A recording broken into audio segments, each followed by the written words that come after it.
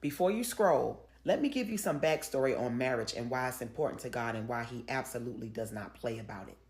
Marriage isn't just a ceremony. It's not just a ring, and it's definitely not two people deciding that they like each other enough. Marriage is one of the clearest pictures God ever gave us of his heart. And somewhere along the line, people got it confused. They just don't understand, and they simply just don't care. But let me break this down to you in a real way. God uses marriage to show us what commitment looks like when feelings fade. He uses marriage to show us what forgiveness looks like when people's pride rises. He uses marriage to show us what love looks like when life starts lifing. See, heaven relates to us through marriage for a reason. Because God wanted us to understand his covenant, not just his convenience. He wanted us to understand his promise and not just his preference, and his faithfulness and not just some random mood he was in. That's why a lot of marriage is under attack. That's why so many couples give up after the first storm. Because a lot of people treat marriage like a contract that you can just cancel. But God designed it as covenant that he was willing to die for.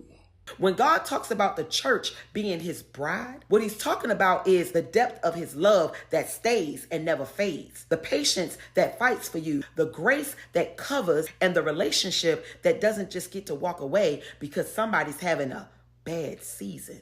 Marriage is supposed to teach us how to love somebody the way that God loves you, consistently, sacrificially, intentionally, and that's why it matters so much to him, because it reflects him. It reflects heaven. It reflects covenant. And it also reflects the kind of love that a lot of people are secretly longing for. So if this is you, drop a comment and tell me where you are in your journey. Single, healing, married, growing, or somewhere on the side. Somebody needs to hear your testimony. And right before you go, remember this. God didn't design marriage for us to be perfect. He designed it to make us holy, healed, and more like him. Don't just chase the wedding. Prepare for the covenant. Your future deserves, absolutely, it deserves that kind of love.